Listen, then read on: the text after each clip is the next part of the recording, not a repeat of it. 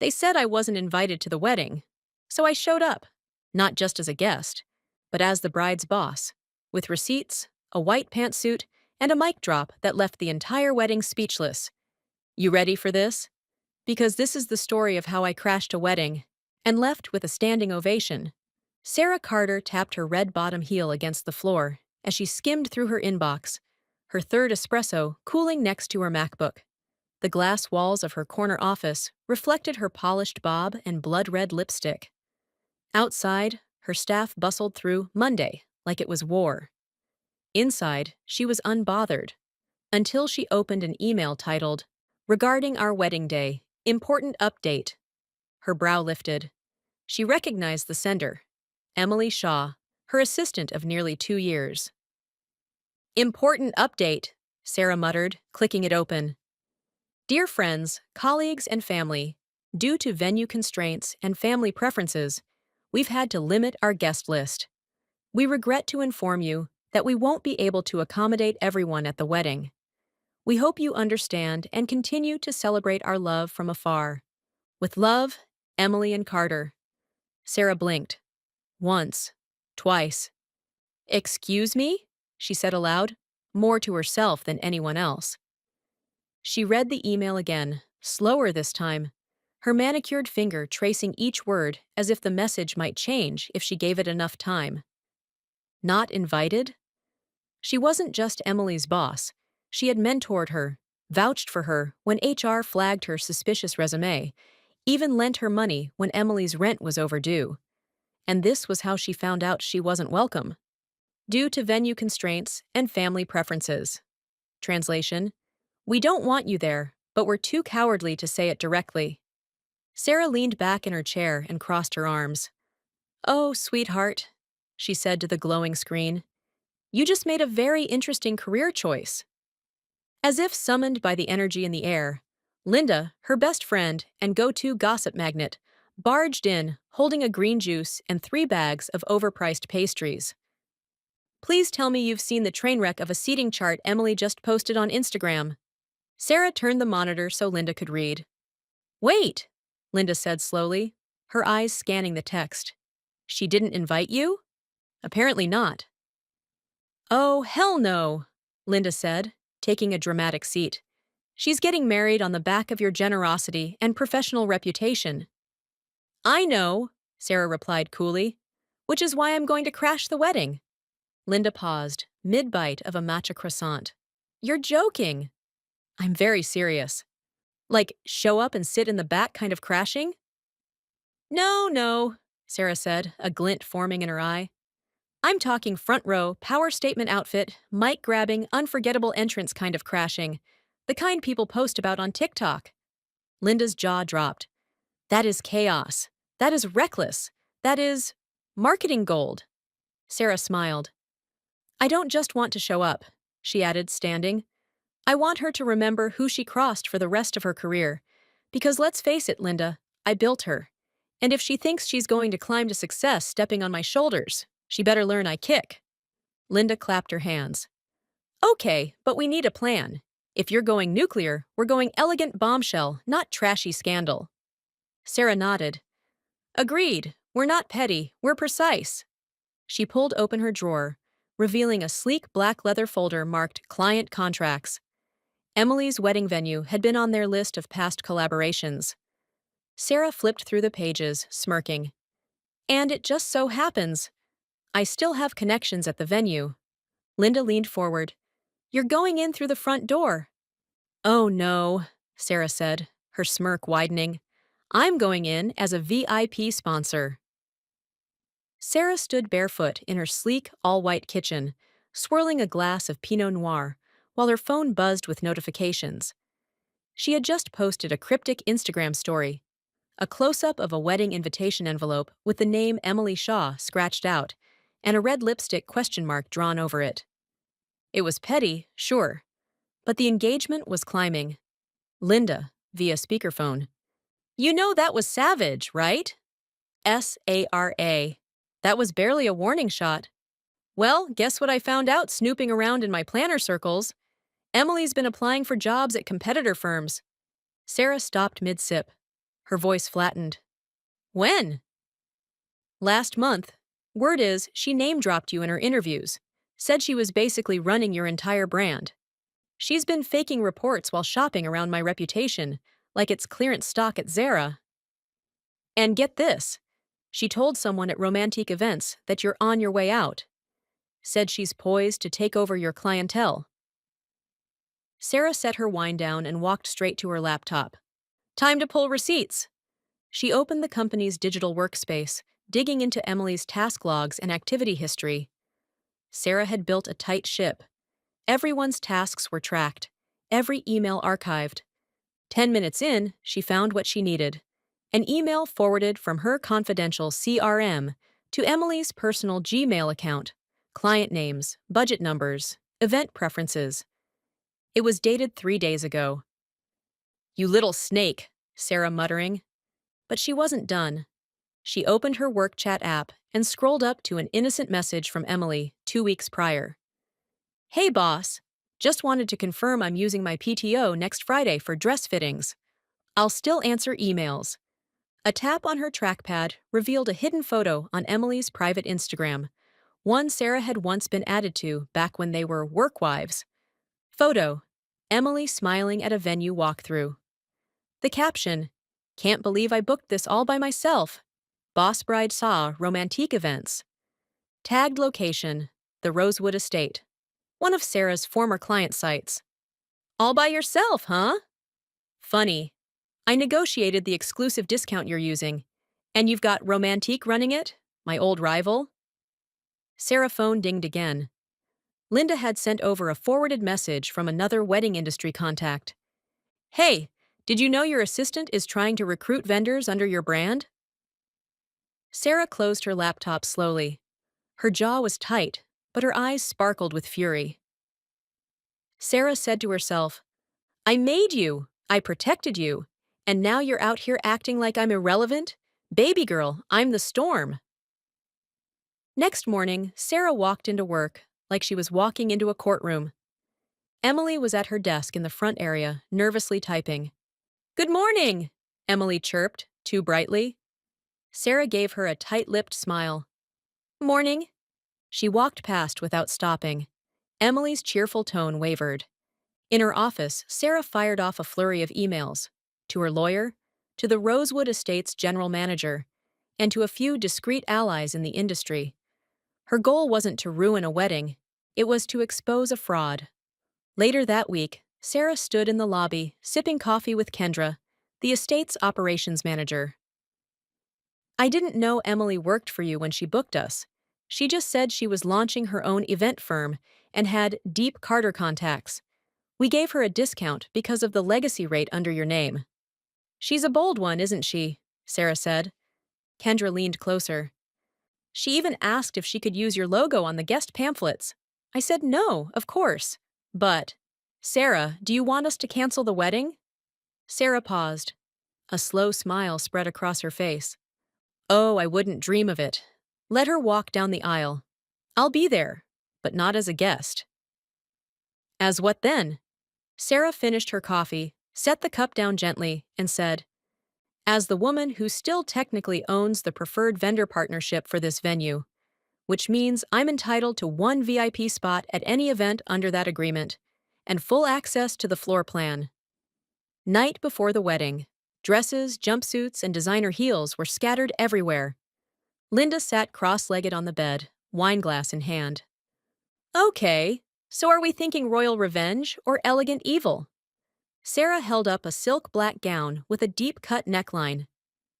Too villainous? Linda laughed. I mean, the bride did try to become you. Sarah chuckled, then held up a fitted white pantsuit. Now this, she said, says, I'm still the boss, even when I'm not invited. Linda raised her glass. To the crash of the century.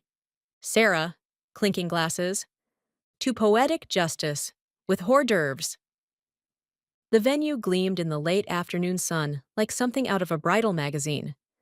Ivy draped down the stone pillars, white roses lined the aisle, and a jazz quartet played smooth background music as guests arrived dressed to impress. Everything looked perfect.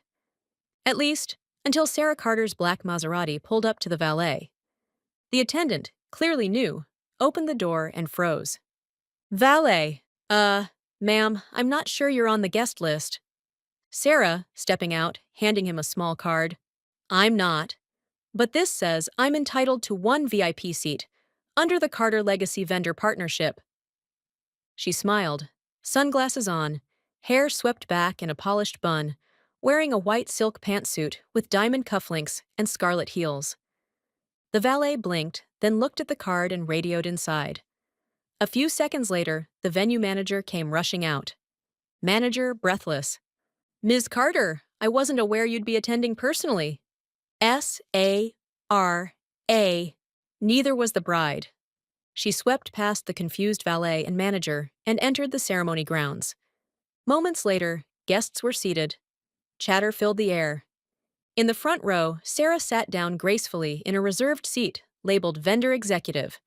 She crossed her legs, removed her sunglasses, and gave a tight-lipped smile to an older woman nearby. Woman! And you're with? Sarah smiled sweetly. I'm the bride's boss. Gasps would have been appropriate, but it was only the beginning. Up at the altar, the groom, Carter, 30s, awkward but earnest, nervously checked his watch. No one had noticed Sarah yet. That changed the second Emily appeared at the top of the aisle. Emily stepped out in a classic lace gown, veil flowing. The crowd stood, phones out. Her face lit up, until her eyes fell on Sarah, seated directly across from her father. Emily's smile faltered. Her grip on her bouquet tightened. Mother of the bride, whispers. Isn't that your old boss? Emily, hissing. What is she doing here? Wedding planner, panicked whisper. She's allowed, technically. She has a legacy contract with the venue. I didn't know she'd invoke it. Emily tried to recover, flashing a shaky smile to the crowd as she walked down the aisle. Sarah, however, didn't stand, didn't clap, didn't even blink, just watched. Calmly, poised, like a CEO watching a junior associate deliver a doomed pitch. Later that evening, tables glimmered with candles and champagne. String lights twinkled overhead. A picture-perfect garden party. Sarah stood at the champagne bar, swirling her glass. All around her, people were murmuring. Guest one, whispering, Isn't that Sarah Carter from Carter Events? Guest two, She's the Sarah Carter. The bride used to be her assistant. Guest three, I thought she wasn't invited. Guest four, She invited herself as her boss. Sarah turned. Correction, she said smoothly. I exercised my professional access. The invitation was already embedded in the contract. Linda, arriving at her side, smirking. You're a walking viral TikTok right now. S-A-R. A. Oh, I haven't even started. The MC clinked a glass. Ladies and gentlemen, we'd now like to invite anyone who'd like to say a few words about the couple. Emily's face turned pale. Before she could react, Sarah stood. Groom, confused. Wait, I think I've seen you before. Sarah, smiling. Oh, we've emailed. I'm Sarah, Emily's boss. Room. Dead silence. Emily stood up, knocking her chair back slightly. Sarah, this is not the time. Sarah, grinning. Oh, don't worry, I won't take long. She stepped up to the mic. Hi, everyone. I just wanted to say, what a beautiful day. I remember when Emily first walked into my office, fresh out of school, portfolio in hand, ambition in her eyes. She said she wanted to learn from the best. And she did. She learned how to plan events, how to build client relationships, and apparently, how to leak private vendor lists to competitors, forge resumes, and schedule fake dress fittings while attending secret job interviews. Guests. Gasping. Groom asked, Emily, what is she talking about? She's lying. Sarah, holding up printed emails. Screenshots never lie, sweetheart. She handed a folder to the groom. He flipped through it, face falling. But it's your day, so I'll just say this. When you climb using someone else's ladder, make sure you don't kick the hands holding it up. Because when you fall, there's no one left to catch you. She turned to the stunned guests. Cheers to the happy couple. She raised her glass. The clink echoed like a bell of judgment.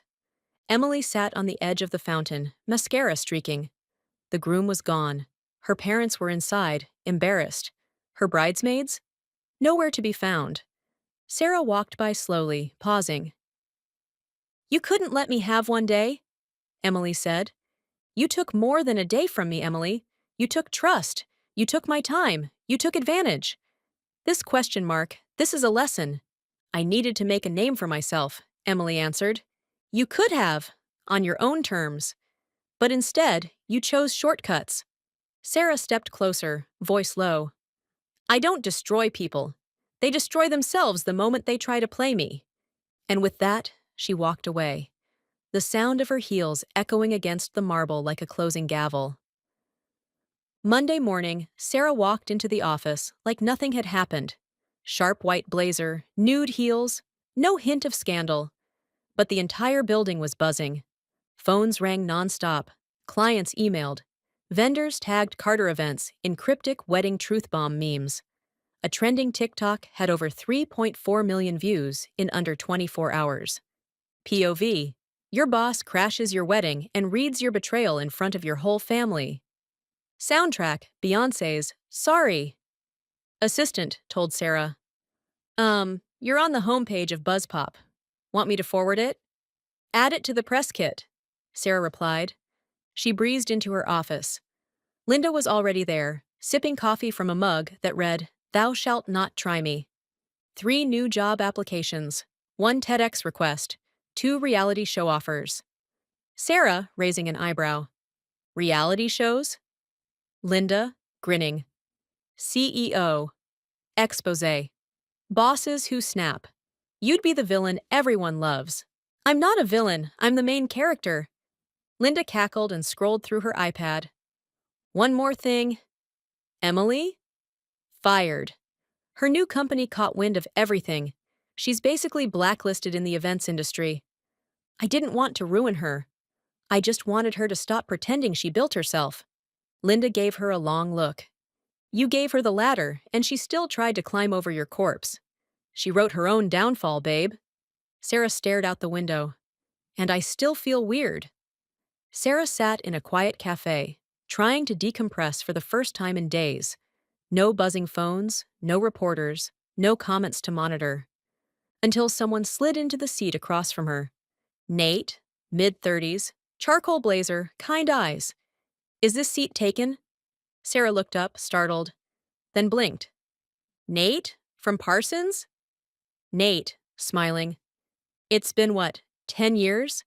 You still take your coffee black with 2 sugar packets?" Sarah, smirking. Memory like a steel trap. He reached into his pocket and placed down a sugar packet. She laughed despite herself. "I saw the wedding video." Sarah, groaning. "You and 3 million others, apparently. You were terrifyingly graceful, like a composed wildfire." Flattering. He leaned forward. "I actually came because I wanted to talk to you about something real. I'm launching a new event tech startup, but with values. Integrity, accountability. We need a co-founder who gets it, who's seen what happens when ego and ambition go unchecked." Sarah raised an eyebrow. "You want me?" "I want your mind, your standards, and that look you gave when you said, 'Screenshots don't lie.' That's leadership." Sarah leaned back in her chair, swirling her cup. Tempting. Nate, smiling. "Think about it. No Emily, no betrayal, just fresh territory." She watched him go, then glanced at the sugar packet on the table. Maybe this mess hadn't just cleared her path. Maybe it had widened it. That night at Sarah's office, the building was empty. Sarah sat alone, reviewing files. Her white pantsuit from the wedding crash now hung beside a framed copy of the BuzzPop article. CEO crashes wedding and delivers mic drop truth bomb. Audience cheers. Below it, a sticky note from her assistant read, "You're a legend. Never forget it." She opened her laptop, staring at the blinking cursor. An email sat unsent in her drafts folder, addressed to Emily. "Emily, despite everything, I hope you grow from this. not out of spite, but out of understanding. Burning bridges might feel like progress, but sometimes the people you stepped on are the only ones who knew how to build them. Sarah hovered over the send button, then deleted it. She closed the laptop, grabbed her keys, and turned off the light. Some stories don't need sequels, just lessons. As she rode down, the elevator lights flickered. For the first time in weeks, Sarah smiled to herself. Not a press-ready smile, not a poised grin. A real one. She had walked through betrayal and emerged bigger, smarter, and still standing in her red heels. The crash didn't break her. It crowned her. 2 weeks later, the media buzz had mostly died down, replaced by newer scandals and fresher drama. Sarah was once again focused on her business, onboarding 3 major clients, finalizing contracts for her upcoming collaboration with Nate's startup, and hiring 2 junior coordinators who weren't trying to steal her empire. Her office hummed with calm professionalism until her receptionist poked her head in. Receptionist. "Hey, Miss Carter. There's someone downstairs. Says she doesn't have an appointment, but asked to speak with you." Personally. Sarah barely looked up. "Name?" The receptionist hesitated. "Emily Shaw." Sarah's fingers paused mid-typing. "Send her up," Sarah said. The door creaked open slowly. Emily stepped in. Not the perfectly polished assistant Sarah once knew. No heels, no winged eyeliner, no smug confidence. She looked tired. A bit older than 2 weeks ago. Shoulders sunken, lips dry, hands clasped nervously. She shut the door behind her. "I wasn't sure if you'd let me in." Sarah stayed seated, arms crossed. "I'm surprised you showed up." "That took guts." Emily nodded slowly, approaching the desk like it was sacred ground. "I don't want to fight. I'm not here to defend what I did. I've had 2 weeks of silence, rejection, blocked emails, vendors pulling out, job offers vanishing. No one's answering my calls." Sarah raised one eyebrow. "So, when the industry pulled away, then you came to me?" "It wasn't just about the job. It was ego. I wanted to prove I could be something without being in your shadow. You wanted to skip the climb. You thought betraying me would get you there faster." Emily looked down, cheeks burning. "I thought if I got ahead, I'd finally feel like I was enough." Sarah stood and walked to the window, back to Emily. "You didn't even try to build your own legacy. You tried to carve your name into mine." Emily, quietly. "I was scared. You were always 5 steps ahead, flawless, respected. I never felt like I could live up to that." Sarah, turning around. "You weren't supposed to live up to me. You were supposed to learn from me." Emily blinked back tears. "I just came to say, I'm sorry." Sarah studied her carefully. "No excuses?" "None, just the truth." There was a pause. "Do you want forgiveness?" Sarah asked. Emily looked up, surprised. "Yes." "Then go earn it. Out there. From every vendor you lied to. From every client you failed. From every peer you misled. You're not going to forgive me?" Emily's tears streaming down her face. "Forgiveness isn't a coupon I hand out in meetings. It's something people feel when they've done the hard work to deserve it," Sarah said firmly. "Okay, I understand." She started to turn toward the door. "And Emily?" Emily stopped. "If you ever want to try again, do it the right way, not in someone else's shadow, and not on their shoulders." Emily, tearful. "Thank you for not slamming the door." Sarah nodded. "I said I wasn't petty, just precise." Emily gave a sad smile and slipped out quietly, leaving behind nothing but silence. Later that day, Sarah joined Nate and a few other executives for their official partnership announcement. NATE. "You sure you're ready for a new chapter?" Sarah, smiling. "I was ready the moment I shut that mic off." He raised his glass. "To building, not burning.